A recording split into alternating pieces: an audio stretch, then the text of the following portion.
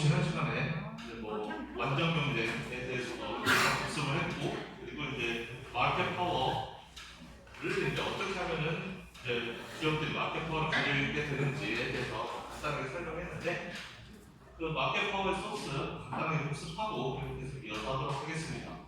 그리고 9장과 10장에서 배우는 내용은 주로 독점에 관한 내용들이에요. 8장에서 배웠던 건 완전 경쟁이었고, 완전 경쟁과 독점을 계속 비교해 가면서 볼 거기 때문에 여러분들이 완전 경쟁에 대한 그 지식을 어느 정도 가지고 있어야 돼요. 지난 시간에 뭐 이런 이야기를 했었어요. 그래서 마켓 파워라는 게 뭐냐? 결국 그 가격을 결정하는 데 있어서 영향을 미칠 수 있으면 그걸 마켓 파워라고 부른다. 완전 경쟁에서는 기업들이 가격에 영향을 미칠 수 없다 그랬어요. 가격이 정해져 오면, 시장 가격이라는 게 정해져서 내려오면 나는 그냥 그걸 받아들여야 되는 거. 그게 완전 경쟁이었다면, 우리가 앞으로 배우게 될 독점에서는 마켓 파워라는 게 있어서 기업이 직접 가격을 결정할 수 있는, 기업이 시장 가격에 영향을 미칠 수 있다는 거예요. 그게 바로 마켓 파워라고 했고, 마켓 파워의 원천은 뭐냐? 결국에는 베리얼스 엔트리가 마켓 파워의 원천이 된다. 원래 완전 경쟁에서는 베리얼스 엔트리가 없었어요. 얼마든지 외부에 있는 기업들은 신규 진입이 가능했는데, 시장에 새롭게 진입할 수가 있었는데, 이게 마켓 파워를 갖게 되는 그런 상황에서는 그 기업들이 새로 이렇게 시장에 진입하기가 어려운, 시장에 진입할 때 베리얼스 장애물들이 있기 때문에, 그런 것들 때문에 이제 마켓 파워가 발생한다 그랬습니다.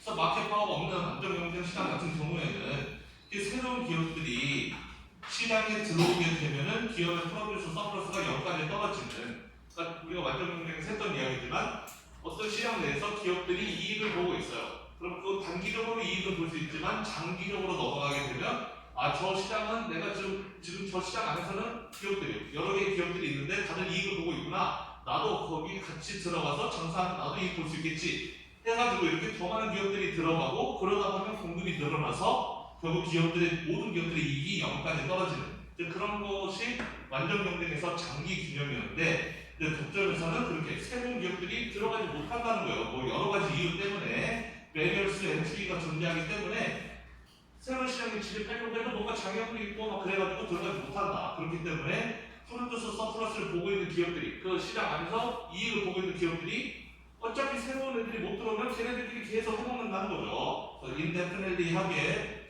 파지티브한 0보다 큰 프로듀스 서플러스를 계속 유지할 수 있게 된다는 거죠. 그렇다면 그런 마켓 파워의 소스는 뭐가 있느냐? 즉 마켓 파워라는 것은 결국 기업들이 시장에 신규 진입을 하지 못하게 막는 장애물 같은 것들이라는 건데, 어떤 이유들 때문에 기업들이 신규 진입을 못하느냐? 첫 번째, 내추럴 모노폴리라는 게 있어서 규모의 경제가 굉장히 크게 발생하면 그런 경우에는 내추럴 모노폴리, 자연 독점이 발생할 수도 있다. 그러니까 일반적으로 뭐 어떤 기업이 픽스드 코스트가 굉장히 크게 들어가는 경우에는, 그러면 한 개의 회사가 픽스드 코스트 한번 크게 저절로 놓고 거기서 장사하면은 그나마 이익을 볼 수가 있는데, 한 개의 회사가 또 들어와서 두 개의 회사가 각자의 그 막대한 픽스드 코스트를 들여가면서 장사하게 되면 결국 둘 다 망하게 되는, 그러니까 두 개 이상의 회사가 존재하게 되면 그냥 사람은 둘 다 망하게 되는, 우리 오징어 게임 보면은 뭐 다 같이 죽는 거야 막 이런 얘기 나오죠. 그것처럼 여러 명 들어오면 다 같이 죽는 거예요. 한 명이 있으면 걔는 살아남는데 둘 이상 들어오면 다 같이 죽는 경우에는 어쩔 수 없이 하나만 시장에 남을 수밖에 없는 그런 거. 예를 들면 전기 같은 거, 집집마다 한 회사가, 우리나라에 한전 같은 회사가 전기를 집집마다 다 깔았어요. 한전이 독점을 해가지고 집집마다 전기 다 공급하고 전선 한번 다 까는 걸로 인프라 다 구축해서 전기를 다 공급하고 있는데, 새로운 회사가, 한전의 라이벌 회사가 들어와서 또 우리나라에 집집마다 전기를 다 깔아요. 이 한전이 다 깔았는데 얘네가 또 깝니다. 그럼 엄청나게 고정비용이 많이 들어가겠죠. 그럼 그 회사는 이익 보기가 힘들다는 거예요. 그래서 그런 경우에 자연 독점이 형성되는 가능성이 높고, 또 스위칭 코스라는 게 있어서 한 회사의 제품에서 다른 회사의 제품으로 갈아탈 때 그 갈아타는 데 있어서 여러 가지 제약이 있는 경우에, 그런 경우에는 역시 신규 진입을 막는 장애물로 작용할 수가 있다는 것이었고, 또 네트워크 같은 경우도 그렇다는 거죠. 이미 네트워크가 클수록 그 효용이 발생하는 그런 상품들에서 이미 어떤 한 회사가 네트워크 전적 구축해 놨으면 우리나라의 카카오톡처럼 카카오톡이 전 국민이 카카오톡 메신저를 다 쓰고 있는 상황에서 새로운 메신저가 진입하기가 쉽지 않다라는 거예요. 그리고 뭐 프로덕트 디퍼런시에이션이라고 해서 그 상품의 차별화를 통해서도 그 마켓 파워를 얻는 게 가능하다는 것이고, 또 뭐 키 인풋에 대한 그런 뭐 독점력이라든지 이런 걸 갖고 있으면은 특정 재료를 사용해서 제품을 생산해야 되는데 그 특정 재료라는 거를 딱 하면서만 그 입수할 수가 있다. 그런 경우는 자연적으로 독점이 될 수밖에 없고, 마지막으로 정부가 그 독점 또는 그런 매뉴얼스 엔트리를 만들어주는 경우도 있다. 그 정부가 딱 독점 혹은 과정을 만들어주는 거죠. 너네들끼리 장사해서 너네들끼리 잘 이익을 나눠 먹어, 이런 식으로. 뭐 우리나라 택시 기사들, 뭐 의사, 병원 이런 거 다 그런 거죠. 만약에 지금 택시가 딱 전국에 몇십만 명, 이렇게 숫자가 정해져 있단 말이에요. 그런데 그거 다 풀어줘가지고 너도 나도 누구나 다 택시 할 수 있게 열어주면은 택시 기사 공도가 늘어나고, 뭐 택시 요금은 좀 낮아질 수 있겠지만 택시 기사들이 다 반대하겠죠. 당연히 자기의 독점 이익을 빼앗기게 될 테니까. 우리 작년인가 재작년에도 의사 숫자 좀 늘리겠다고 했더니 의사도 나와서 뭐 대박으로 난리 났었죠. 그때도.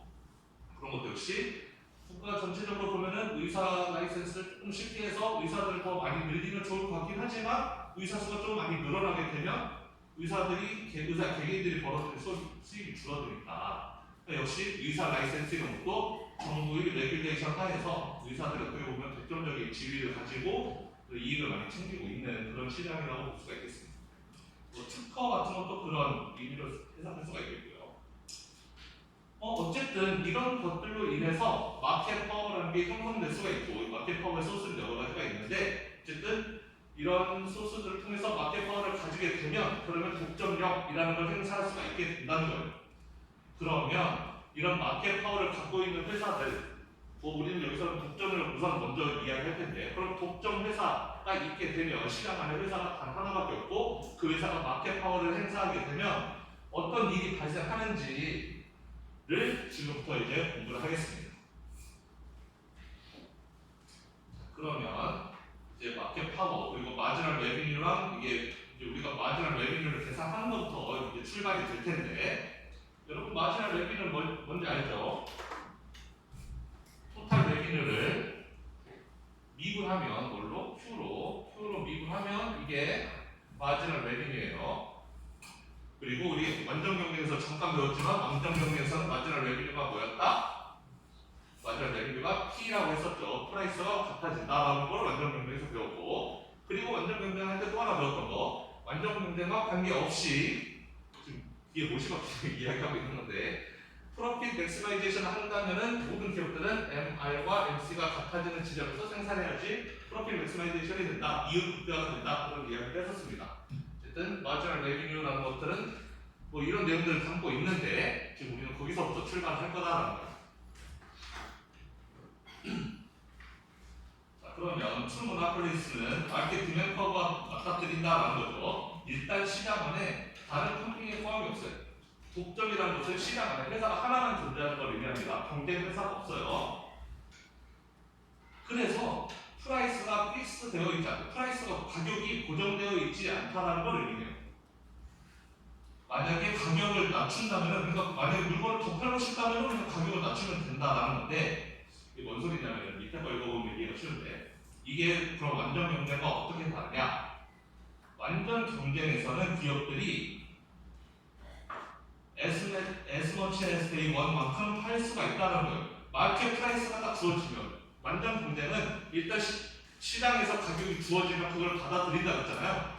시장에서 가격이 정해져서 들어오면 완전 경쟁에 있는 회사들은 내가 생산을 하고 싶은 만큼 할 수가 있다는 거예요. 내가 팔고 싶은 만큼 개수는, 그러니까 프라이스는 내가 결정하지 못해도 프라이스는 위에서 내려오지만 내가 몇 개를 팔 건지는 그거는 내가 결정한다는 거예요. 내가 결정할 건데, 근데 완전 경쟁에서는 내가 결정할 거지만 나는 팔 수 있는 만큼 많이 팔 수도 있지만, 하지만 나는 어디서 그 생산량을 조절한다? 완전 경쟁에서는 T가 MC와 같아지는 지점에서 조절한다고 그랬죠. 이 이상도 이 이하도 팔지 않는다고 했습니다. 왜? 이렇게 하는 것이 프로핏 맥시마이제이션이기 때문에 이유 극대화이기 때문에 여기서 판다 그랬죠. 그러면 다운월드 슬로핑 디맨드라는 것은 디맨드 커브가 이렇게 다운월드 슬로핑 하는 건 의미하는 거죠. 수요 곡선이 이렇게 생긴 경우를 의미하는 겁니다. 독점에서는 수요 곡선이 이렇게 생겼다는 거예요. 왜냐하면 우리 시장 전체를 생각해보면 시장 전체 수요는 이렇게 생겼고 뭐 공급은 이렇게 생겨서 뭐 수요 공급 만들고 이런 얘기 일정부터 했었잖아요. 시장 전체에서 수요 곡선이 당연히 이렇게 생겼어요. 가격이 비싸면 사는 사람들은 적고 가격이 싸면 사는 사람들은 많은 게 당연해요. 시장 전체에서는. 그럼 이런 당연한 얘기를 왜 하고 있냐? 완전 경쟁에서는 수요가 저렇지 않았기 때문에 그래요. 완전 경쟁에서는 수요가 이렇게 생겼기 때문에 그래요. 완전 경쟁에서는 수요가 이렇게 반듯했어요. 뭔 소리냐? 이건 완전 경쟁 회사 입장에서의 수요예요. 시장 전체가 아니고 완전 경쟁에서는 시장 전체 수요는 이렇게 생겼지만 수요가 공급받아서 가격이 정해지면 이 가격을 무조건 받아들여야 된다. 일반 회사들은 회사 입장에서 수요 곡선이 이거였던 거예요. 이거였고 그럼 회사 입장에서 공급 곡선은 뭐였냐? MC 커브였다는 거죠. 그래서 P와 MC가 같아지는 이 지점을 프라이스로 하고 이만큼 생산을 한다. Q를 완전 경쟁 회사들은 여기서 생산해도 되고 여기서 해도 되고 여기서 해도 되고 여기서 해도 되지만 여기서 생산해야지만 즉 P와 MC가 같아지는 여기서 생산해야지만 기업의 이윤이 극대화된다라고 했습니다. 그러니까 완전 경쟁에서는 디맨드 커브가 이렇게 반듯했는데 플랫했는데 완전하게 근데 우리가 앞으로 다루게 될 독점 또는 마켓 파워를 가지는 뭐 또 다른 몇몇 그 시장 구조들에서는 수요 곡선이 이렇게 내려오는 다운월드 슬로핑을 한다라는 겁니다. 그러니까 우리 독점에서는 수요 곡선이 이렇게 생긴 거 이런 거 없어요. 이렇게 생긴 거는 완전 경쟁에서만 이렇게 하는 거고 독점에서는 수요 곡선이 이렇게 내려오는 그림이다. 그리고 다른 어덜 마켓 스트럭처에서도 이런 다운월드 슬로핑 디맨드를 보기도 하는데 또 여기 보면은 올리고폴리라는 게 있고 그 다음에 모나폴리스 컴피티션이라는 게 있는데 이 내용들은 11장에 나올 거예요. 우리가 지금 9장 배우고 있죠. 9장 10장 끝나면 11장에 올리고폴리와 모나폴리스 컴피티션에 대해서 자세하게 나옵니다. 미리 좀 소개하자면 모나폴리는 회사가 한 개일 때 모나폴리예요. 모노가 한 개라는 뜻이잖아요. 그래서 시장을 회사가 딱 한 개만 있어 모나폴리 독점이라고 그러고 뭐 회사가 두 개 있으면 듀오폴리, 듀오폴리만 뭐라고 하여튼 두 개 있으면 듀오폴리라고 하고 여러 개 있으면 올리고폴리라고 하는 거예요. 우리말은 과점이라고 하죠. 그래서 우리가 뭐 독과점 반대 막 이런 말 하잖아요. 독점은 모나폴리고 과점은 올리고폴리예요. 올리고폴리는 독점과 비슷한데 회사가 한 두세 개 뭐 이렇게 있는 경우 아주 많지 않아. 완전 명품처럼 아주 많지 않고 회사가 많지 않아 두세 개쯤 있는 우리나라에 꽤 많은 시장들이 올리고폴리에 속해 있죠. 여러분들 마트 갈 때 어디 가요? 홈플러스, 뭐 롯데마트, 이마트 이렇게 세 개 말고 없잖아요. 딱히 뭐 작은 것들 빼면 뭐 그런 식으로 큰 뭐 핸드폰도 마찬가지죠. KT, SKT, LG 빼면 딱히 없잖아요. 그런 것처럼 우리 몇 개 회사들이 있다. 완전 하나의 회사가 독점을 하고 있는 건 아니지만 몇 개 회사들이 딱 잡고 있는 그런 경우에 올리고폴리라고 하고 모노폴리스 컴피티션은 퍼펙트 컴피티션과는 비슷하면서도 상당히 다른데 이건 독점적 경쟁이라고 부르는데 완전 경쟁에서는 모든 회사가 똑같은 제품을 생산한다 라는 거를 가정하고 출발했었는데 모노폴리스 컴피티션은 대체로 비슷한데 이거는 달라요. 각 회사들이 생산하는 물건이 약간 다르다라는 지점에서 출발하는 게 있습니다. 나중에 자세하게 배우도록 하고 일단은 그냥 넘어갈게요. 일단은 우리는 양극단에 이쪽 끝에 퍼펙트 컴피티션, 이쪽 끝에 모노폴리, 그리고 이 가운데 뭐 올리고폴리든 모노폴리스 컴피티션이든 다 중간쯤에 있는 거다. 이렇게만 알고 넘어갑시다. 얘네들은 11장에서 자세하게 배울 거예요. 자, 그럼 마지막 레비뉴 이야기 한다고 그랬는데 해봅시다. 자, 퍼펙트 컴피티션에서는 방금 이야기했지만 디맨드 컬브가 인디비주얼 펌이 페이싱하는 디맨드 컬브는 호리존탈하다 이렇게 수평적이다라고 했습니다. 이렇게 그냥 딱 일직선으로 이렇게 기울어지지 않았다는 거죠. 평평하다는 거고, 따라서 중요한 건 여기요. 마지널 레비뉴가 프라이스와 같다라는 겁니다.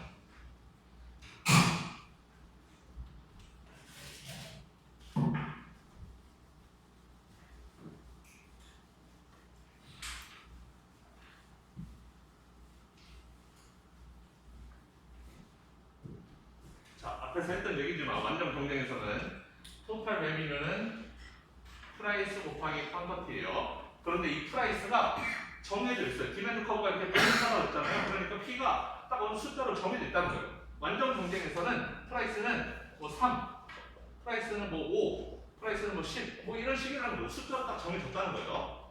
그럼 얘는 숫자이기 때문에 얘를 미분하면 Q로 미분할 때 P 곱하기 Q 얘를 미분하라는 건데 이 P는 그냥 숫자 3 아니면 5 이런 숫자란 말이에요. 따라서 3x 1분은 3이고 5x 1분은 5잖아요. 그럼 PQ를 미분하면은 당연히 P만 남게 된다라는 거죠. 이게 완전 경쟁에서 배웠던 마지막 레비뉴. 인데 여기까지가 이 첫 번째 문장의 교육이고 이 두 번째 문장 이 퍼포먼스 마켓 파워를 가지고 있으면 독점에서 이야기를 해보자면 그러면 디맨드 커브가 다운월드 슬로프 한다는 거예요. 이제 디맨드 커브가 이렇게 반듯하지 않아요. 이제 디맨드 커브가 이렇게 생겼다는 거예요. 그 얘기는 뭐냐? 프라이스가 이렇게 일정하지 않다라는 거예요. 이제는 프라이스가 이렇게 바뀔 수 있다는 거예요. 내가 몇 개를 생산하느냐에 따라서. 이제는 Q, P가 있으면 여기도 Q, P가 있으면 내가 Q를 한 개 생산하든 세 개 생산, 5개 생산하든 P가 항상 일정했잖아요. 그러면 P가 이렇게 3, 5, 10 이런 식으로 3, 5, 10 이렇게 일정했다라는 거예요. 그런데 독점으로 넘어오면 이제 수용성이 이렇게 생겼다. 그 얘기는 뭔 소리냐? P가 3, 5, 10 이렇게 되는 게 아니라 이제는 P가 뭐 10-2Q P가 뭐 5-Q P가 뭐 25-3Q 플러스 Q 제곱 뭐 이런 식으로 Q에 따라서 변한다는 거예요. 이해가 됩니까? 이제는 P가 숫자가 아니라는 거예요. P가 숫자인 것은 완전 공개예요. 그래서 P가 이렇게 평평하다는 거고 이제는 수용성이 이렇게 내려가는 걸 볼 거니까 P는 저렇게 Q에 대한 함수가 돼야 된다. 예를 들어서 P가 10-2Q면 그럼 이렇게 생긴 거죠. P는 10부터 출발해서 이렇게 내려서 여기 5로 떨어지는 이렇게 기울기가 -2인 이런 수용 곡선이 되는 거죠. 그래서 수용 곡선이 이렇게 평평하지 않다면 P는 Q에 대한 함수가 된다는 거예요. 자, 그러면 여기 밑에 있는 표를 보고 여러분들 간단하게 한번 살펴봅시다. 자, 퀀터티를 0부터 하나, 둘, 셋, 넷, 5개 이렇게 늘려가요. 그런데 그때마다 가격이 점점 감소해요. 가격이 빵개 팔 때는 가격이 6이었는데 이제 한 개 팔 때는 가격이 5개가 제가 거꾸로 설명했는데 죄송합니다.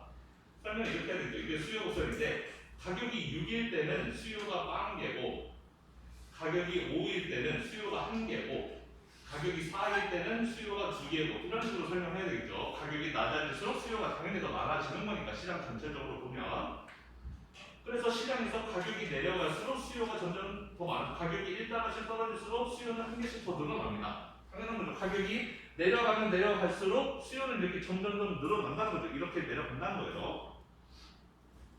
참고로 이때 기업이 벌어들이는 토탈 레비뉴라는 것은 P 곱하기 Q라고 했어요. 단가 곱하기 개수죠. 내가 100원짜리를 5개 팔면은 500원 이듯이 이렇게 매출액이라고 생각하면 되겠습니다.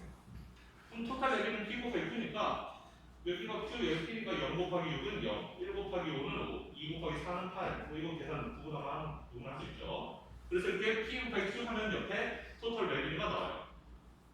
자, 우리한테 중요한 거는 마지널 레비뉴, 토탈 레비뉴 아니고 우리한테 중요한 건 마지널 레비뉴. Q가 하나 증가할 때마다 토탈 레비뉴가 어떻게 바뀌느냐. 마지널 레비뉴라는 것은 Q가 하나씩 늘어날 때마다 토탈 레비뉴의 변동이 얼마인지 보는 거예요. 자, Q가 0에서 1, 1에서 2, 2에서 3 지금 한 개씩 늘고 있죠. 이게 한 개씩 늘어날 때마다 토탈 레비뉴가 얼마씩 변하나 봅시다. 맨 처음에 0이었는데 5가 됐어요. 0에서 5 됐으니까 마지막 레비뉴를 5라고 쓸 수 있는 거죠. 그 다음에 5였는데 생산량을 하나 늘렸더니 1에서 2로 하나 늘렸더니 이번에는 5에서 8이 됐어요. 그래서 3이 된 거예요. 5에서 8, 3개 늘어났으니까 3이라는 거죠. 그 다음에 8에서 9, 1 늘어났으니까 플러스 1이라는 거고, 이번엔 9에서 8, 1이 떨어졌으니까 마이너스 1, 8에서 5, 3이 떨어졌으니까 마이너스 3 이렇게 쓴다는 거예요. 자, 그럼 여기서 우리가 알 수 있는 건 뭐냐? 마지막 레비뉴가 일정하지 않다는 거예요. 마지막 레비뉴가 5일 때도 있고 3일 때도 있고 1일 때도 있고 이렇잖아요. 완전 경쟁에서는 그렇지 않았죠? 마지막 레비뉴가 일정했어요. 완전 경쟁에서는 P가 예를 들어서 5라고 해봅시다. 완전 경쟁에서는 P가 5라고 정해져 있어요. 내가 한 개를 팔든 두 개 팔든 세 개 팔든 네 개 팔든 다섯 개를 팔든 상관없이 프라이스는 항상 일정했단 말이에요. 내가 몇 개를 팔든 관계없이. 그럼 토탈 레비뉴는 5, 1은 5, 5, 2, 10, 5, 3, 15, 5, 4, 20, 5, 5, 25 이렇게 될 것이고, 그럼 마지막 레비뉴는 당연히 5개에서 10개 5, 10개에서 15개 5, 5, 5 이렇게 일정하게 5씩만 이렇게 증가할 거 아니에요? 그러니까 마지막 레비뉴가 일정했다는 거예요. 얼마만큼? P라는 숫자만큼. 즉 가격이 5달러였으니까 당연히 한 개 더 팔 때마다 5씩 마지막 레비뉴가 증가하는 건 당연한 거라는 거예요. 그렇죠? 근데 여기서는 그렇지 않아요. 수량이 증가할 때마다 가격이 이렇게 변동하기 때문에 마지막 레비뉴가 일정히 유지될 수가 없다. 마지막 레비뉴가 변하더라라는 겁니다. 따라하고 있어요 지금. 여기서 출발 못하면 우리 한번 볼게요. 이건 해야 됩니다. 자, 그러면 이제 마지막 레비뉴가 이렇게 일정하지 않구나, 이렇게 변하는구나, 5, 3, 1 뭐 이런 식으로 숫자가 변하는구나.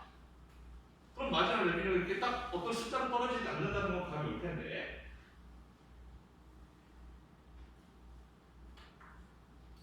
여기서 그림 하나 더 보면 마지막 레비뉴는 결국엔 토탈 레비뉴의 변동이라는 거예요. increase in output. 한 단위, 그 Q가 한 단위 증가할 때 토탈 레비뉴가 얼마나 증가하느냐, Q1 늘어날 때 결국 전체 토탈 레비뉴가 얼마나 증가하느냐, 그걸 보여주는 게 마지막 레비뉴인데, 근데 이렇게 다운월드 슬로핑한 디맨드인 경우에는 디맨드 커브가 이렇게 오른쪽 아래로 내려가는 그림에서는 마지막 레비뉴를, 즉 Q를 증가시켰을 때, Q를 지금 여기서 보면 Q1에서 Q2로 Q를 증가시킨 거죠. 여기서 여기로 Q를 증가시켰을 때 마지막 레비뉴가 어떻게 변하느냐, 그게 두 가지 파트로 구성된다. 두 파트로 구성된다는 거예요.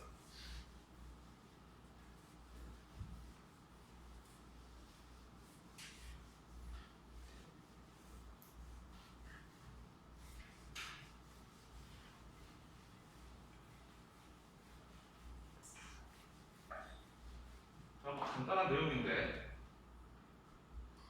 디맨드 커브가 이렇게 생겼고, 원래 Q가 여기 있었다 칩시다.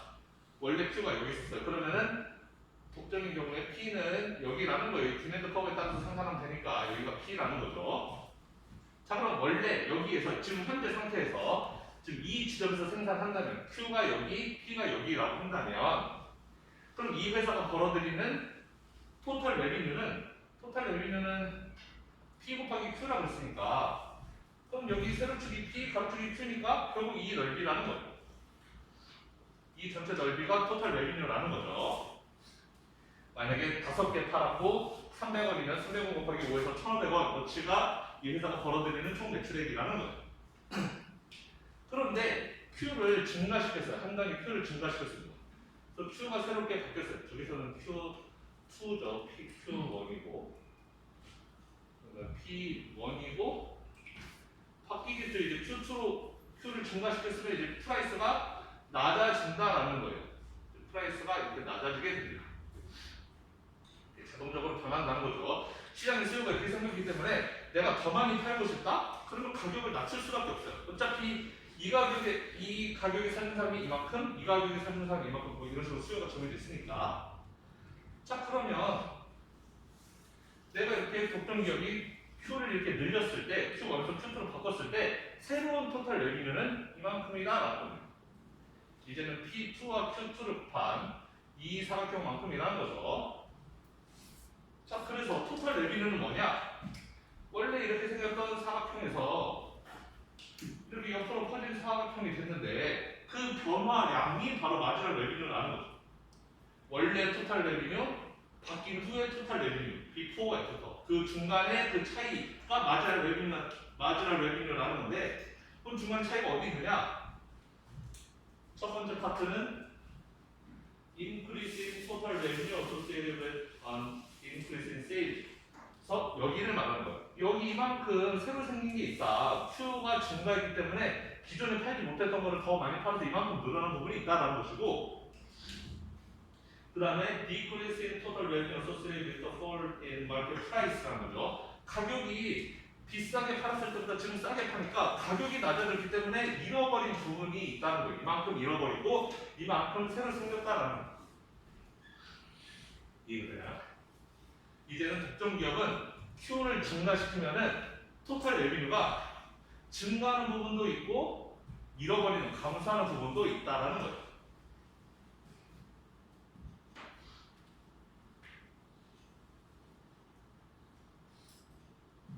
그러면 이제 마지막 레비뉴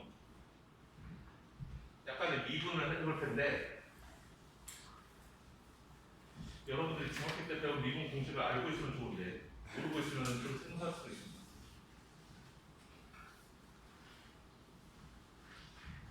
자, 우리 아까 완전 경쟁에서 미분을 씌웠어요. 토탈 레비뉴는 P 곱하기 Q라고 그랬는데, 그래서 마지막 레비뉴는 그냥 P였습니다. 완전 경쟁에서는, 퍼펙트 컴퍼티션에서는 이렇게 간단했는데, 모나폴리에서는 이제 달라요. 토탈 레비뉴가 뭐냐면은 당연히 P 곱하기 Q예요. 여기까지 똑같은데 문제는 P가, 아까 여기서는 이 P는 숫자였는데 이 P는 숫자가 아니라 Q에 대한 함수라고 했어요. 얘는 Q에 대한 함수예요. 그냥 쓸게요. P 곱하기 Q인데 이 P는 Q에 대한 함수이다라는 거예요. 여러분 이거 뭔 뜻인지 알겠어요? 이거 P 곱하기 Q 아니에요. 이거 P 곱하기 Q 하는 게 아니고 P인데 이거는 P인데 P가 Q에 대한 함수다라는 거예요. P가 완전 경쟁처럼 Q가 안 들어있는 P가 3 뭐 이렇게 돼 있는 게 아니라, 모노폴리에서는 P가 Q가 들어있는 10 빼기 2Q 뭐 이런 식으로 Q가 들어있는 함수다라는 거예요. 그래서 이렇게 P 괄호 안에 Q를 쓴 거예요. 이해가 되죠? 괄호 안에 Q를 쓴 거는 이렇게 생기지 않았다, 이렇게 생겼다, Q가 들어있는 함수다라는 의미에서 지금 이렇게 쓴 겁니다.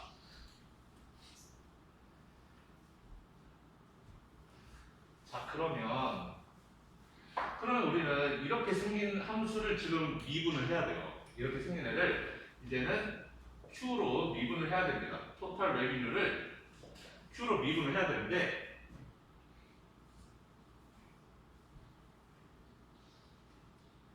이거 여러분 배웠어야 되는데 안 배웠으면 외우세요. 어떤 두 개의 함수가 곱해지는 함수 fx 곱하기 gx, 두 개의 함수가 곱해지는 경우 이런 함수 많이 있겠죠. 예를 들면 뭐 2x 더하기 1 곱하기 3x 제곱 더하기 3 뭐 이렇게 두 개의 함수가 곱해진 꼴, 이거를 x에 대해서 미분해라 뭐 이런 문제 나올 수 있잖아요. 그럼 이런 경우에 어떻게 해요? 공식이 뭐예요? 이렇게 두 개의 곱으로 나타낸 경우에 걔를 미분하라고 하면, 얘를 이 전체를 x로 미분하라고 하면은,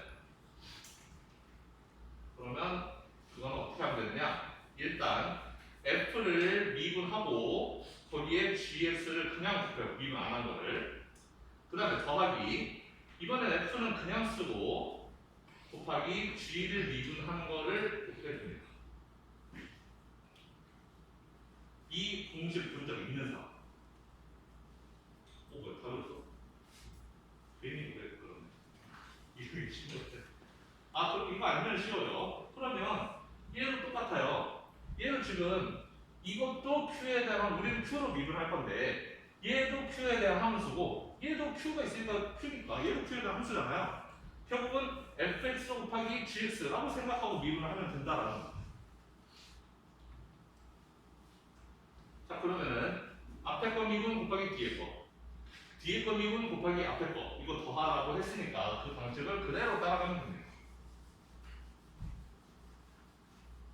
그러면 처음에 앞에 거 미분, 얘 미분 합시다. p, q의 함수로 나타낸 p, 얘를 미분하면 그냥 p를 q로 미분한 거죠.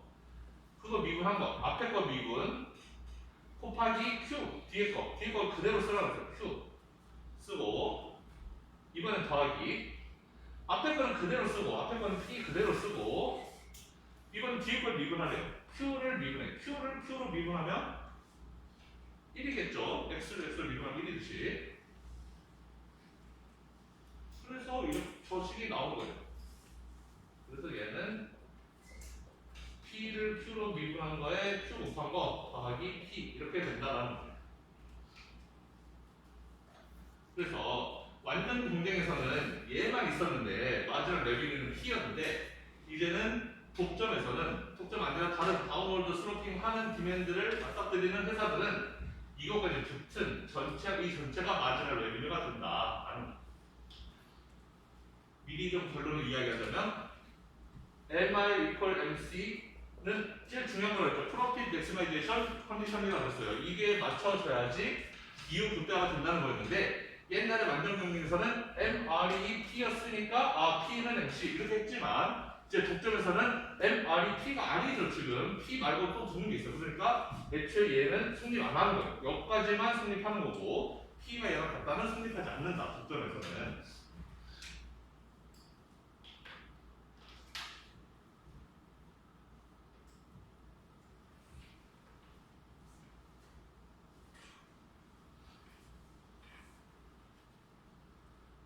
자, 그러면 간단한 거 한번 해보면,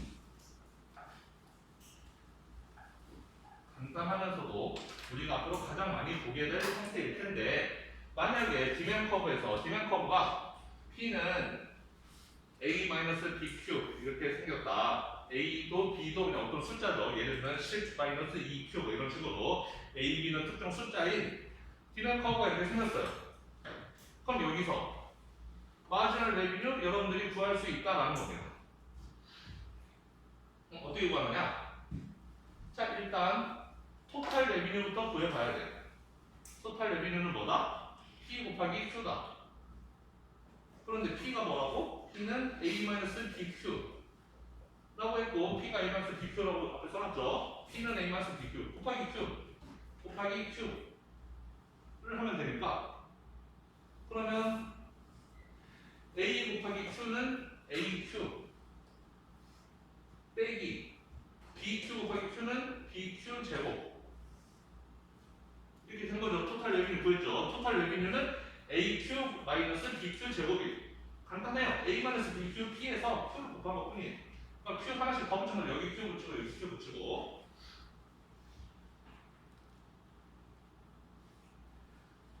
밑에 쓰면 안 보일 것 같아서 위에다 쓸게요. 그러면은 마지막 레비뉴는 얘를 미분하면 되잖아요.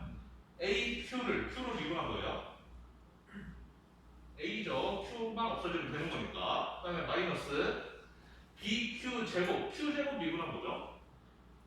Q 제곱 미분하면 2Q죠. 미분 공식 안 할게요, 이제. Q 제곱 미분하면 2Q니까 앞에 B 붙었으니까 2BQ가 되는 거죠. 그래서 마지막 레비뉴는 저기 써있는 대로 A-2BQ가 된다.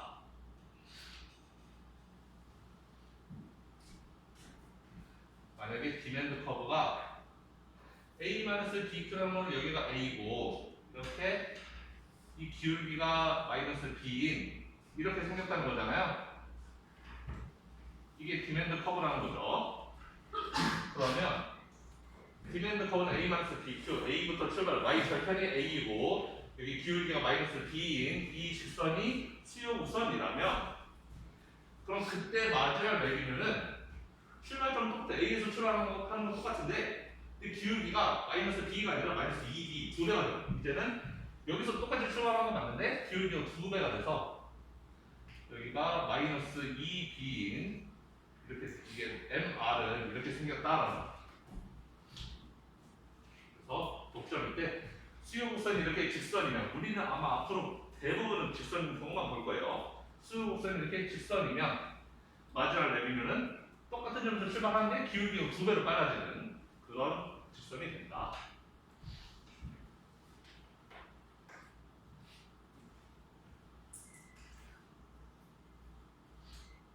자, 그럼 여기 뭐 얘가 나와 있네요. 자, 이거는 굉장히 중요하니까 좀 같이 해봅시다.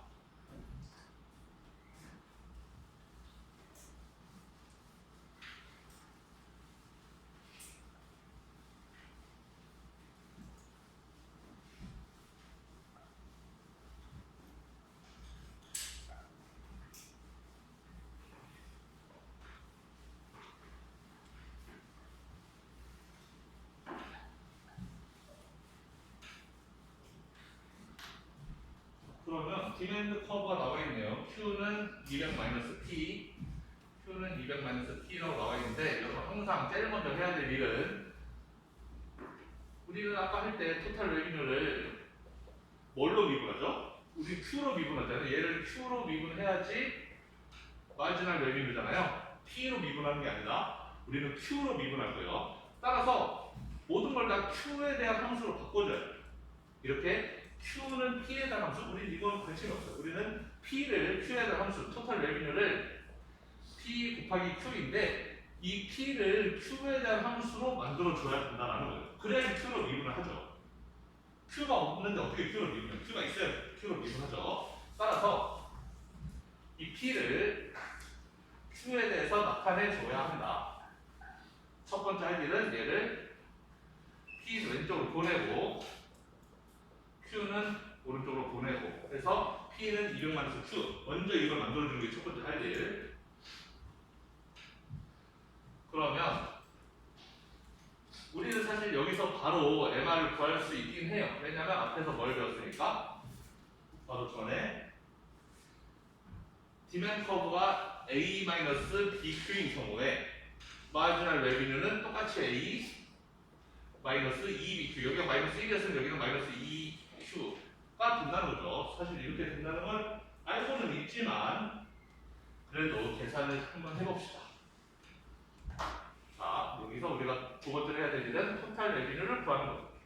토탈 레비뉴는 P 곱하기 Q이다. P는 이미 200-Q라는 걸 알았고 거기에 Q를 곱한 것이다. 얘가 P, 얘가 Q. 그러면 200Q 마이너스 Q 제곱 이제는 미분. 그래서 마지막 레비뉴는 토탈 레비뉴를 Q로 미분하면 된다. 그래서 토탈 레비뉴가 200Q 마이너스 Q 제곱이었으니까 얘를 Q로 미분하면 된다. 200Q는 미분하면은 200 마이너스 Q 제곱을 미분하면 마이너스 2Q가 된다는 거죠. 그래서 마지막 레비뉴는 200 마이너스 2Q 이렇게 된다는 거죠.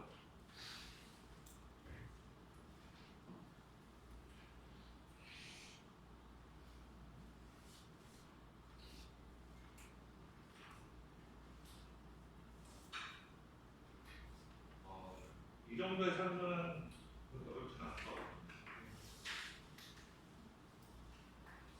시간 있는 학생들은 그 밑에 것도 한번 풀어보세요. 굉장히 금방 할 수 있는 거기 때문에 그럼 한 1분만 들으면 바로 풀 수 있을 겁니다.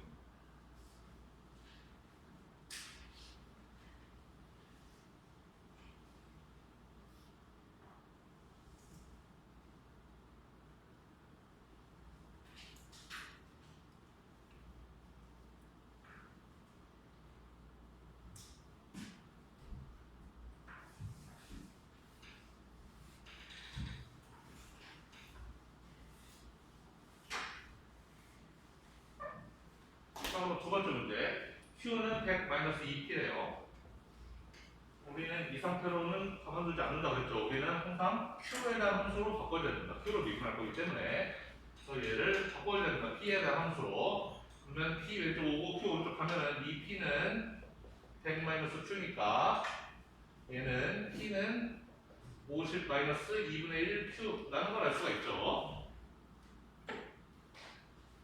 그래서 똑같이 해보면은 그러면 토탈 레비뉴는 P 곱하기 Q니까 P에다가 Q 하나씩만 곱해주면 되죠. 50Q 마이너스 2분의 1 Q 제곱 맞죠? 50에 Q 곱하고 2분의 1 Q에 또 Q 곱하고 그러면 마지막 레비뉴는 얘를 미분하면 된다. 50Q를 미분하면 50 마이너스 2분의 1 Q제곱을 미분하면 Q 그래서 MR은 이렇게 된다.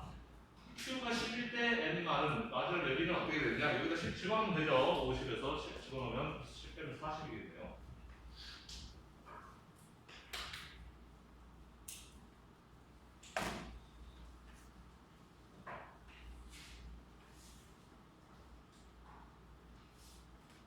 여러분들은 이 독점과 관련해서 이 직선, 수요곡선 이렇게 직선으로 있는 경우에 수식으로도 잘 풀 수 있어야 되고 이걸 그래프로도 잘 그릴 수가 있어야 되고 그래프와 수식을 맞다고 잘 할 수 있어야 됩니다. 자 그러면 지금까지 배운 내용은 독점에서는 MR이 그렇게 간단하지 않구나. 안정명제에서는 그냥 MR이 P라고 했는데 독점에서는 좀 복잡하구나. 이제 여기까지 배웠어요. 그럼 이제 할 일은 프로핏 맥시마이제이션을 해야 돼요. 프로핏 맥시마이제이션은 수없이 이야기했지만 MR equal MC 얘라는 거죠. 토탈 마지막 레비냐 마지막 코스가 같으면 된다.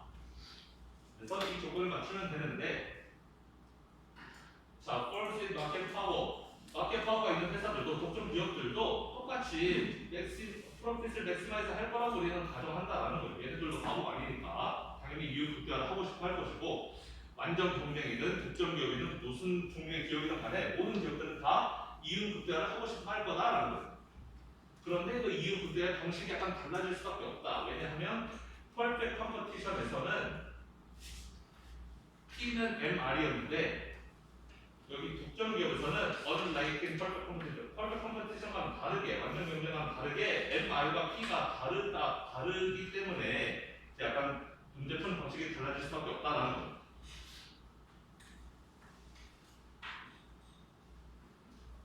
그러면 기업은 몇 개까지 생산해야 되느냐? 이거는 똑같아요. 완전 경쟁. 그냥 MR equal MC가 될 때 생산하면 된다라는 거예요. MR equal MC가 될 때 생산하는 게 프로핏 맥시마이제이션이라고 쓰니까 자 그러면은 이 밑에 이거를 이제 여러분들 잘 보셔야 되는데 이게 어떻게 보면 우리가 오늘 배울 내용이 전부 다라고 보셔도 돼요.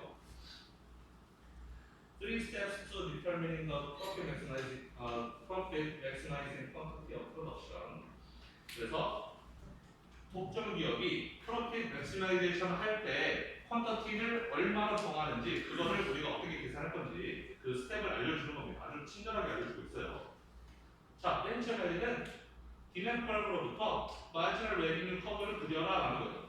그건 우리가 지금까지 계속 배워왔던 거예요. 이거죠. 디맨드 커브로부터 마지널 레비뉴 커브를 유도했잖아요. 이게 첫 번째 할 일이라는 거예요. 자, 문제에서는 뭘 주어주냐? 문제에서는 디맨드 커브하고 마지널 코스트 커브 이렇게 두 개를 주어줍니다. 이렇게 두 개를 주어지면 우리가 풀어내야 되는 것은 그 독점 기업이 이런 수요에 대해서 이런 마지막 코스트 커브를 회사 내부적으로 가지고 있다라는 게 주어지면 우리는 이 독점 기업은 몇 개를 생산하고 얼마를 가격을 받겠구나 이거를 구해내면 그게 끝인 거예요. 우리는 여기까지 가는 과정을 지금 설명하고 있는 건데 일단 디맨드 커브를 주어지면 이걸로부터 마지막 레비뉴를 계산해라. 여기 100-2T였으면 이 디맨드 커브로부터 이렇게 마지막 레비뉴를 뽑아내는 것처럼 이게 첫 번째 할 일이고 두 번째 할 일은 이거 해라라는 거예요. MR과 MC가 이제 같게끔 MC도 주어져 있으니까 이 주어진 거랑 내가 방금 한 마지막 레비뉴랑 같아지는 Q를 계산해라라는 거예요. MC도 Q에 대한 함수고 MR도 당연히 여기 보면 Q에 대한 함수는 여기 Q에 대한 함수니까 Q에 대한 방정식을 풀어라라는 거 쉽게 말하면 그럼 거기서 뭘 찾을 수 있냐? 아웃풋 퀀터티를 찾을 수 있다는 거예요. Q를 찾을 수 있다는 거예요. MR도 Q에 대한 함수고 MC도 Q에 대한 함수로 주어져 있단 말이에요. MC도 우리가 보면은 Q가 이렇고 MC가 뭐 이런 식으로 가고 막 그렇잖아요. Q에 따라서 이렇게 변하는 함수란 말이에요. 그러니까 MC도 Q에 대한 식으로 있고 MR도 이렇게 뭐 Q에 대한 식으로 이렇게 MR이 있으면은 거기서 여기 이 Q를 찾아라라는 겁니다. 퀀터티를 찾는 거고 중요한 것은 그 지점이 가격이 아니라는 거예요. 그래서 그 다음에 세 번째 할 일은 이제는 가격을 찾아야 돼. Determine the profit maximizing price를 찾는 거. 이번에 세 번째 단계는 가격을 찾는 건데 가격은 어디서 찾느냐? 이 만나는 지점에서 찾는 게 아니라 locate the point on the demand curve에서 찾으라는 거예요. demand 커브로 올라가서 가격을 찾아라라는 거예요. 자, 뭔가 헷갈릴 거예요. 헷갈릴 건데 제가 그림을 보면서 설명하겠습니다.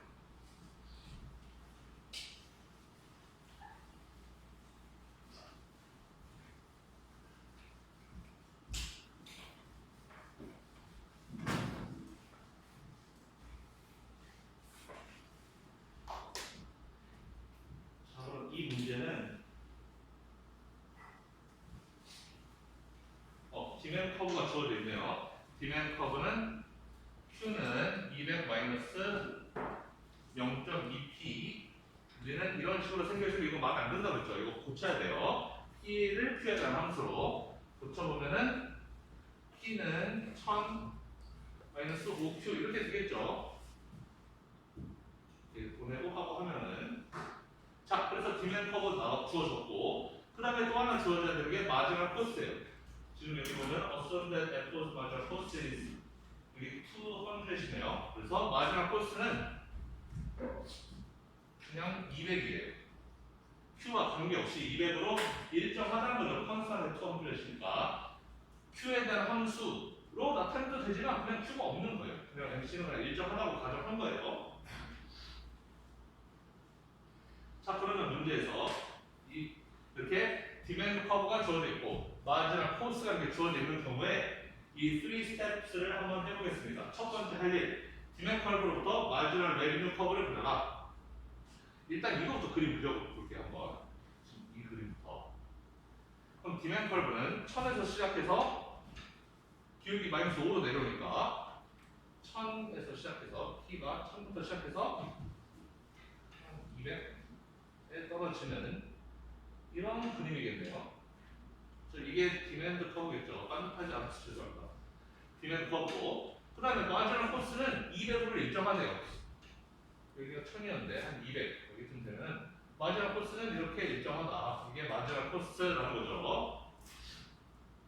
이렇게 그렸고 자, 그러면 첫 번째 일 마지막 레비뉴 커브를 드라이브 해나가는 거. 디맨드 커브부터 자, 이거 우리 사실 딱 보면 알죠. 마지막 레비뉴 얘는 그대로 쓰고 얘는 곱하기 2에서 마이너스 10Q 이렇게 쓰면 되지만 여러분들 그 중간 과정을 모르면 안 되니까 한 번 더 하겠습니다. 그러면은 토탈 레비뉴는 PQ 라서 P에다 Q 곱하고 여기에다 이 전체에 Q를 곱해야 된다. 1000Q 마이너스 5Q 제곱 이니까 마지막 레비뉴는 얘를 미분하면 1000 마이너스 10Q가 된다라는 겁니다. 그러면 마지막 레비뉴는 똑같이 1000에서 출발하는데 이제 기울기가 2배로 빨라지는 거죠. 2배로 빨라져서 이렇게 100개 떨어지는 얘가 마지막 레비뉴다. 자, 그럼 이제 첫 번째 단계 했어요. 디맨드 커브로부터 마지막 레비뉴 커브 끌어내는 거. 그럼 두 번째 단계 2번 Find the outer level at which marginal revenue equals marginal cost. 마지막 레비뉴랑 마지막 코스가 같아지는 지점에서 퀀티티 Q를 찾아라라는 거예요. 바로 이거 찾으라는 거죠. MR과 MC가 같아지는 이 지점에서 Q가 얼마인지를 찾아라라는 거예요. 여기가 Q라는 거예요. 그럼 수식으로 풀면 MR은 1000-10Q였고 얘가 MR이고 얘가 MR이고 MC는 200이잖아요. 200 얘는 MC. 그러면 1000-10Q는 200. 이 방정식 풀으라는 거예요. 방정식 풀면 Q는 80인가요? 80 찍으면 1000 빼기 800은 200이니까 Q는 80이겠네요. 여기 Q는 80이었다라는 거죠. 아, 그러면 독점 기업은 8개를 생산해야지 프로핏 맥시마이제이션이 되는구나, 이윤 극대화가 되는구나 라는 걸 알 수가 있어요. 그게 2번까지 한 거예요. 파운드 아웃 레벨을 한 거고 세 번째는 디터미너 프라이스라는 거죠. 가격을 찾으라는 거예요. 가격을 찾는데 어디를 찾으면은 locating the point on the demand curve를 하라는 거예요. 디맨드 커브 위에서 가격을 찾으라는 거예요. 어디서 되냐면은 자, MR과 MC가 만나는 이 지점에서 생산량은 계산하는데 그럼 이 지점이니까 가격을 그러면 200달러 가질 거냐? 그렇지 않다라는 거예요. 왜냐면 일단 생산량은 여기요. Q가 80이라는 건 이 계산을 통해서 나왔는데, 자, 독점 기업은 가격을 자기 마음대로 받을 수가 있잖아요. 그럼 가격은 뭐에 맞춰서 받으면 되냐면, 수요 곡선이 이렇게 있으니까 사람들이 내가 얼마 가격을 제시하면 몇 개 살지 아니까, 그럼 내가 80개를 팔기 위해서는 최대한 비싸게 받을 수 있는 가격이 여기라는 거를 알고 있어요. 독점 기업.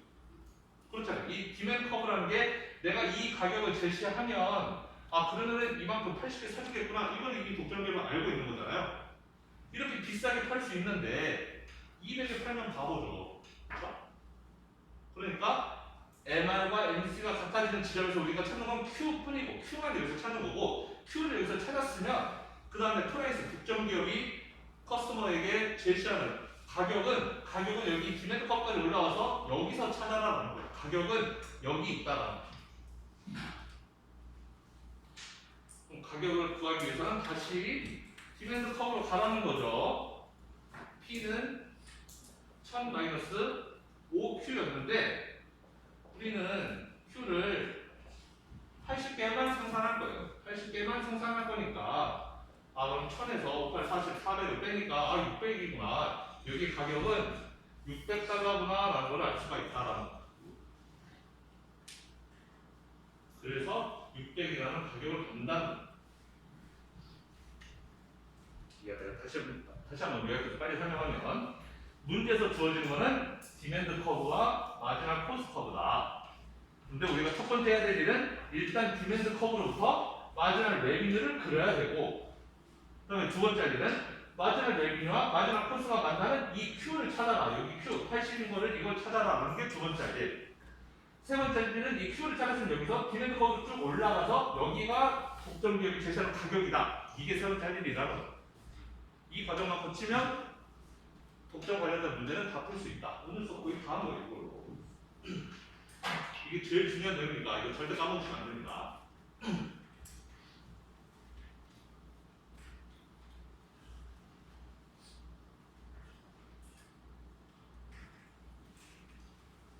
그래서 이거는 그냥 읽어보시면 돼요. 제가 지금까지 한 게 저기 다 써있으니까 내로 읽어보시면은 뭔 뜻인지 알 수가 있을 것이고.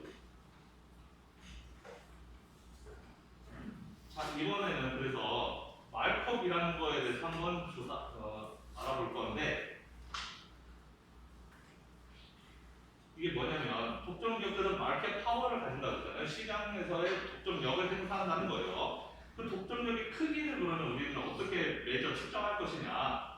그 마켓이라는 것을, 즉 시장에서 마지막 코스트보다 더 높은 가격을 받는데 그 더 높은 가격을, 그러니까 그 얼마만큼 더 높은 가격을 받는지, 그러니까 얘네들이 그 마켓 파워를 이용해서 얻게 되는 어드밴티지랄까? 그게 얼마나 되는지 그걸 우리는 마켓이라고 하고, 그걸 측정하는 방식 중에 하나를 이 러너 인덱스라는 걸 이용해서 그걸 계산해 보자라는 겁니다. 많이 헷갈렸는데, 우리가 완전 공정에서는 P는 MC잖아요. 프라이스는 MC와 같게 받는단 말이에요. 완전 공정에서는. 근데 완전 공정과 독점을 우리 비교해서 보자고 했는데, 독점에서는 마지막 프라이스는 200인데 가격을 600을 받잖아요. 가격을 비싸게 받잖아요. 얘네가 이렇게 마지막 코스트보다 더 비싸게 받을 수 있는 이유는 마켓 파워 때문에 얘네들은 그걸 이용해서 그 이점을 챙긴다는 거죠. 테이크 어드밴티지 한다는 거예요. 그러니까 걔네가 얼마만큼의 이점을, 마켓 파워를 통해서 얼마만큼의 이점을 챙기느냐, 도대체 얘네는 P를 MC보다 얼마나 더 비싸게 받을 수 있느냐, 그거를 측정하기 위해서 우리는 러너 인덱스라는 거를 이용한다. 러너라는 사람이 이 인덱스를 만들었다고 그러죠. 그래서 바로 이 마크업의 웨이로 마크업이 얼마나 되는지를 계산하기 위해서 우리는 러너 인덱스라는 걸 본다. 마크업이라는 건 쉽게 말하면 그냥 MC보다 P가 얼마나 더 높은지 이 격차 정도를 의미한다고 생각하시면 돼요. 완전 경쟁에서는 200, 이게 가격이 되어야 되는데 독점하니까 200이 아니라 600, 400만 더 받는다. 이 격차를 마크업이라고 생각하시면 되겠습니다. 자, 그래서 우리는 여기서 마크업은 그 기업이 소비자로부터 받는 가격이 마지막 코스트보다 얼마나 큰지 그 퍼센티지를 계산해서 우리는 그거를 마크업이라고 할 건데, 그래서 러너 인덱스라는 거를 도입해서 마크업을 측정하는 그 일종의 공식으로 사용할 것이고, 걔는 이렇게 계산한다는 거예요. 그래서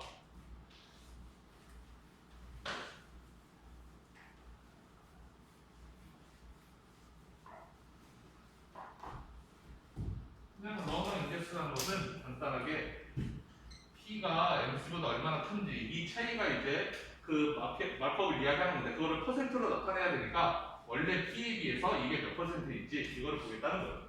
여기를 예를 들면은 지금 P는 600인 거고 마지막 코스는 200인 거죠. 그러면은 600분의 600 빼기 200, 400 그러니까 3분의 2, 뭐 67% 이렇게 되는 거예요. 러너 인덱스를 그냥 이렇게 하자라고 그냥 정의하는 겁니다. 이거는 일반 시장에서도 우리가 많이 쓰이는 개념이에요. 우리가 어떤 시장에서 이 시장이 완전 경쟁에 가깝냐, 독점에 가깝냐, 혹은 독점 얼마나 큰 독점적 지위를 누리고 있냐를 계산할 때 보통 우리는 러너 인덱스를 측정해서 이 시장이 얼마나 썩어 있는 시장인지, 얼마나 경쟁적인 시장인지 이거를 계산할 수 있다는 거죠. 러너 인덱스가 작을수록 뭐에 가깝다? 러너 인덱스가 작으면 작을수록 완전 경쟁에 가깝다. 완전 경쟁이면 P랑 Mc랑 같다 그랬죠. 그럼 빵이 되겠죠. P, Mc가 같으니까. 완전 경쟁이 아니기 때문에 Mc보다 P가 큰 거고 이 숫자는 점점 커질 거예요. 크면 클수록 독점적인 시장, 작으면 작을수록 완전 경쟁의 시장이라는 겁니다. 그러니까 세상에 완벽한 완전 경쟁도 없을 것이고 완벽한 독점도 그렇게 많지 않단 말이에요. 대부분 다 그 중간쯤에 있는데 그럼 우리는 이 중간쯤에 있는 것 중에서 이게 얼마만큼이나 완전 경쟁인지 얼마만큼이나 독점인지 그걸 계산할 때 이 러너 인덱스라는 걸 계산해서 본다. 얘가 뭐 한 60% 넘어가면은 독점에 가까우고 뭐 30% 미만이면 완전 경쟁에 가까우고 뭐 이런 식으로 우리가 생각해 볼 수 있다. 그래서 시장의 마켓 파워를 계산할 때 우리가 러너 인덱스라는 걸 활용한다는 것이고 이 거를 좀 볼까요 그러면은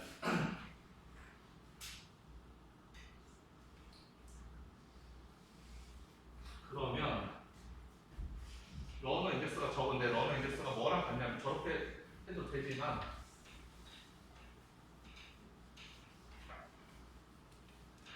우리가 MR이라는 걸 다시 한번 생각해 보면 마지막 레비뉴는 아까 했지만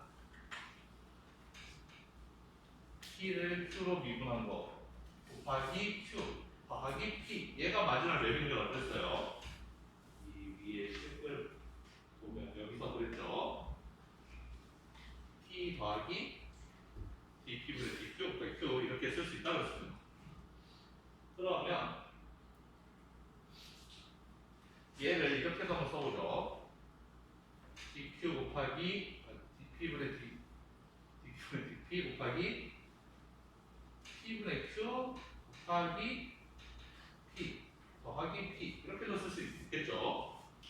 얘는 그대로 쓴 거고 얘는 그냥 분모 분자에 P 그리고 P 이렇게 해놓은 거죠. P분의 P 할 수 있어요. 밑에도 P 위에도 P 하면은 P분의 Q는 안쪽에 쓰고 이 밖에 있는 P는 바깥에 빼주고 그것뿐이죠. 쉽게 말하면 P로 나눠줬다가 P로 곱해주는 그것뿐이에요. 크게 달라진 거 없이. 자 그러면 이렇게 쓰려면 얘는 뭐가 되냐 얘는 우리가 옛날에 수요의 가격 탄력성이라는 걸 배웠어요. 수요 배울 때 굉장히 앞부분에서 수요의 가격 탄력성이라는 걸 배웠는데 그게 뭐였냐면은 수요가 얼마나 가격에 대해서 민감한지를 보여주는 게 수요의 가격 탄력성이었어요.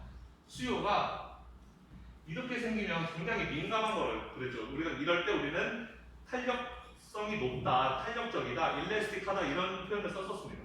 무슨 얘기냐면은 가격이 좀만 올라도 수요가 팍 떨어지는 가격이 좀만 내려가도 수요가 팍 올라가는 이런 경우에 우리는 일레스틱하다, 수요가 탄력적이다 부르고 반대로 수요 곡선이 이렇게 생겼을 때 이거는 비탄력적이다 이런 이야기 했었죠. 그때 우리는 수요의 탄력성을 어떻게 계산을 했냐면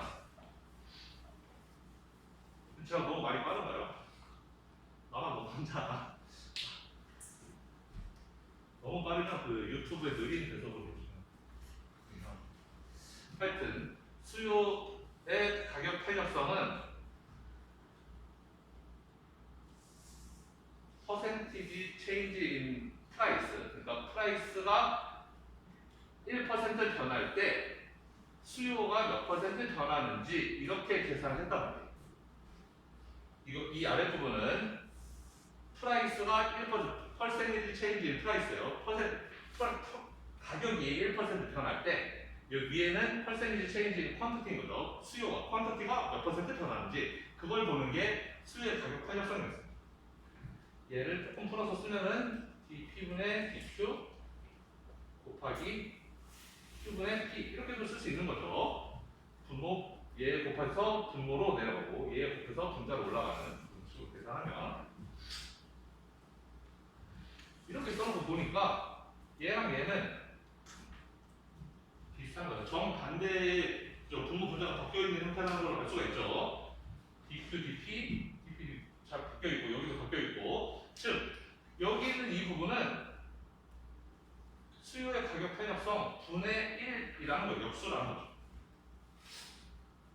그렇죠? 여기 가로친 부분은 얘가 이거가 제라면 이거의 역수니까 얘도 역수해줘야 되죠. 1, 저분의 1로. 그래서 다시 MR은 이렇게 쓸 수 있는데 이렇게 쓸 수 있다는 얘는 수요의 가격 탄력성 분의 1 곱하기 P 더하기 P 이렇게 쓸 수 있다. 그런데 얘가 뭐랑 같다? 독점 기업이 만약에 프로핏 맥시마이제이션을 한다면 MR은 항상 MC랑 같은 지점에 맞춘다라고 했잖아요. 그래서 MC랑 같아지는 거예요. 만약에 독점 기업이 이윤 국가를 한다면. 그러면 식이 이렇게 완성됐는데 그럼 여기서 좀 왔다 갔다 시켜보면 여기서 얘만 오른쪽으로 보내봅시다. 오른쪽으로 보내면 2b분의 1 2b분의 p는 mc-p 이렇게 되는 거죠. 지금 얘만 오른쪽으로 넘겼어요. 얘만 오른쪽으로 mc-p고 얘 그대로 쓴 거고 그 다음에 양면을 p로 나눠줍니다. 양면을 p로 나눠주면 여기 있는 p를 오른쪽으로 보내는 거죠. 나눠주면은 이 p는 나눠서 1로 바뀌고 이 p가 내려갔으니까 여기 아래 p로 내려간 거죠.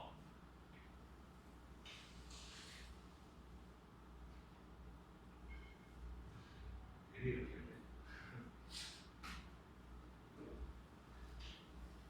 네, 어쨌든 이렇게 했는데 이렇게 쓰지 말까요? 이렇게 쓰지 말고 다르게 할까요?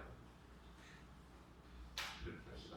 올라와서 자, MC를 왼쪽으로 보내고 얘를 오른쪽으로 보내줘요. 그래야 제 모양이 비슷해지니까 MC를 왼쪽으로 보내고 얘를 오른쪽으로 보내면 P-MC는 마이너스 탄력성 분의 P 이렇게 되는 것이고 MC를 왼쪽으로 보내서 마이너스 MC가 된 거고 얘는 오른쪽으로 보냈으니까 마이너스가 붙은 거죠. 그 다음에 이 P를 왼쪽으로 내려주면은 그럼 P분의 P-MC는 마이너스 탄력성분의 1이다 이렇게 된다는 겁니다.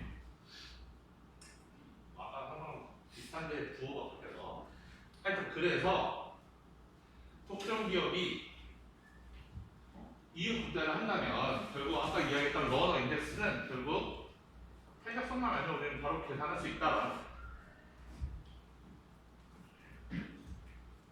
자 그럼 우리는 이걸 보고 뭘 알 수 있느냐 얘가 탄력성인데 이 숫자가 크면 클수록 탄력적이고 작으면 작을수록 비탄력적인 거잖아요. 그러면 이 마법이라는 것은 결국에 이 숫자가 커지면 커질수록 여기 있는 이 숫자가 2, 3, 4, 5, 6, 7 이렇게 커지면 클수록 이 전체값은 커지려 작아져요. 절대값으로 이야기하면 절대값으로 이야기하면 작아지는 거죠. 우리가 2분의 1, 3분의 1, 4분의 5분의 1, 100분의 1, 1000분의 1 가면 1000분의 1 가면 점점 0에 가까워지는 거잖아요. 이 숫자가 커지면 클수록 마법이 작아진다. 즉 뭔 소리냐? 일레스틱 할수록 수요가 일레스틱 할수록 마법의 크기는 작아진다. The less the firm can take advantage of them. 그러니까 그 마켓 파워로 인해서 얻게 되는 그 이득 같은 거는 더 작아진다라는 거예요. 수요가 탄력적이라는 게 뭐예요? 가격을 좀만 올려도 다 도망간다는 거잖아요. 그런 경우에는 독점이 가격을 높게 받을 수가 없다라는 거예요. 수요가 비탄력적이어야지. 즉 내가 가격을 비싸게 받아도 여전히 수요들이 남아 있어야지 독점 기업들은 가격을 비싸게 받아서 이득을 챙길 수가 있다 라는 겁니다. 무슨 얘기가세요? 그 다음 예를 여기 문제 보면은 자, 두 개의 회사가 있는데 펀 A가 있고 펀 B가 있는데 펀 A는 수요의 가격 탄력성이 마이너스 1.5래요. 펀 B는 마이너스 2.0이고 그러면은 우리는 일단 절대값만 봅시다. 자, 어쨌든 그러면 펀 A는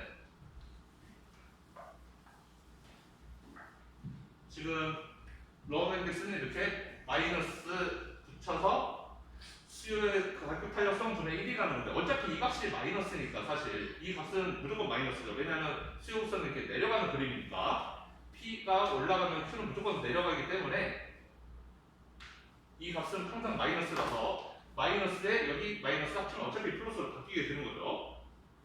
그런데 A 회사는 이 값이 마이너스 1.5래요. 즉 마이너스에 마이너스 1.5분의 1 이게 A의 인덱스, 러너 인덱스이고 B 회사 포함 B는 그 탄력성이 마이너스 2래요. 즉 마이너스 2분의 1이라는 거죠.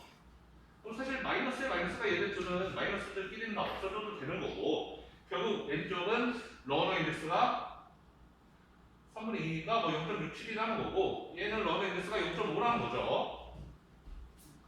어쨌든 러너 인덱스라는 것은 기업이 얼마만큼 그 마켓 파워를 활용해서 이득을 많이 얻는가를 보여주는 건데 자 여기는 1.5고 여기는 2예요. 1.5는 탄력성이 작은 거고 2는 탄력성이 큰 거죠. 탄력성이 작을 때 기업은 더 이득을 많이 얻을 수 있다는 거예요. 탄력성이 작다는 건 비탄력적이에요. 탄력적이지 않다는 걸 의미하고 탄력적이지 않다는 것은 가격이 민감하지 않다. 비싸게 받아도 수요들은 사준다라는 거예요. 그러니까 가격을 비싸게 받아도 수요들이 안 넘어가니까 비싸게 받을 수 있고 따라서 그만큼 이득을 많이 챙길 수 있다라는 거죠. 가격 탄력성이 2, 이거 숫자가 크죠. 절대값으로 봤을 때 2는 1.5보다 크니까 2라는 건 큰 숫자예요. 그거는 뭐다? 수요가 탄력적이다. 탄력적이라는 건 민감하다. 가격에 민감하다는 거예요. 가격을 좀 비싸게 받으면 수요들이 다 도망간다. 따라서 독점 기업은 가격을 맘 놓고 높게 받을 수가 없는 거예요. 그러면 당연히 그에 따른 이득도 크지가 않을 수밖에 없다는 거죠. 그래서 독점 기업이 얻게 되는 그 이득, 그 마크업이라는 것은 결국 수요의 가격 탄력성과 민감한 관계가 있다는 거죠. 수요가 어떻게 생겼느냐에 따라서 마크업의 크기가 달라질 수 있다는 거죠.